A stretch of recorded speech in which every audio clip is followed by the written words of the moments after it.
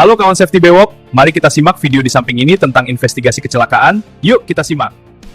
Pernah kepikiran gak sih apa yang sebenarnya terjadi di balik sebuah kecelakaan? Hari ini kita bakal bedah tuntas proses investigasinya. Tujuannya bukan buat nyari siapa yang salah, tapi justru untuk membangun masa depan kerja yang jauh lebih aman buat kita semua.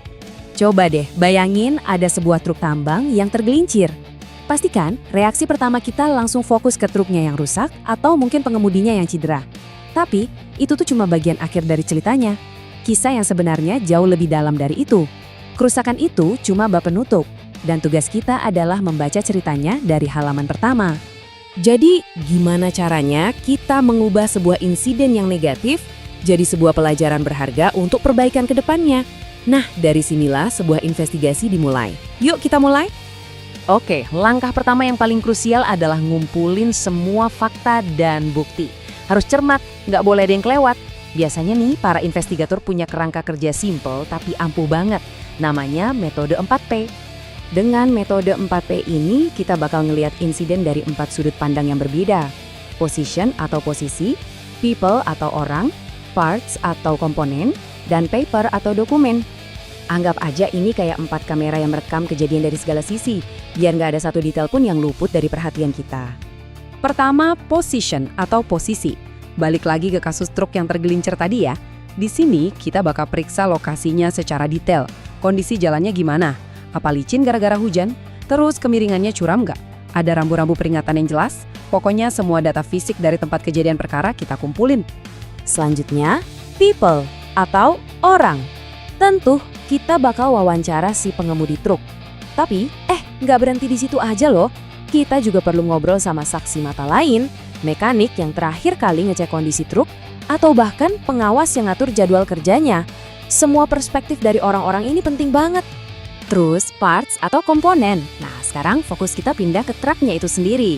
Kita cek kondisi bannya gimana, udah aus atau masih bagus. Sistem remnya berfungsi normal nggak? Ada riwayat kerusakan di komponen vital lainnya. Setiap baut, setiap kabel di mesin itu bisa jadi petunjuk penting. Terakhir, paper atau dokumen. Di sini kita kumpulin semua bukti tertulisnya. Mulai dari catatan perawatan truk, sertifikat pelatihan si pengemudi, prosedur standar operasional, sampai data medical check-up terakhir. Dokumen-dokumen ini ngasih kita konteks yang sangat berharga buat analisis nanti. Oke, sekarang semua kepingan puzzle dari 4P udah ada di tangan kita. Pertanyaannya, gimana cara kita menyusunnya jadi sebuah gambaran yang utuh? Nah, disinilah teori domino masuk. Ini adalah alat yang keren banget buat ngelihat hubungan sebab akibat dari sebuah insiden. Teori ini sederhananya ngelihat kecelakaan itu kayak barisan kartu domino yang jatuh berurutan. Satu kegagalan kecil bisa memicu kegagalan berikutnya. Terus begitu sampai akhirnya terjadi insiden besar. Dan ini poin yang paling penting, domino terakhir yang jatuh dalam kasus kita, truk yang tergelincir, itu cuma gejalanya aja. Kekuatan teori domino ini adalah memaksa kita buat jalan mundur, mencari domino pertama yang goyah. Itulah akar masalah yang sebenarnya harus kita beresin.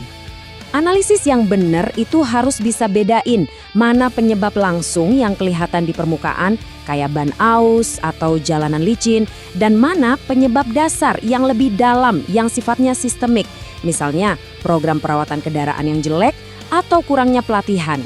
Nah, si penyebab dasar inilah yang sebenarnya mengizinkan penyebab langsung itu terjadi. Begitu kita udah nemuin akar masalahnya, langkah selanjutnya adalah bertindak. Tapi, gak semua tindakan itu sama efektifnya loh.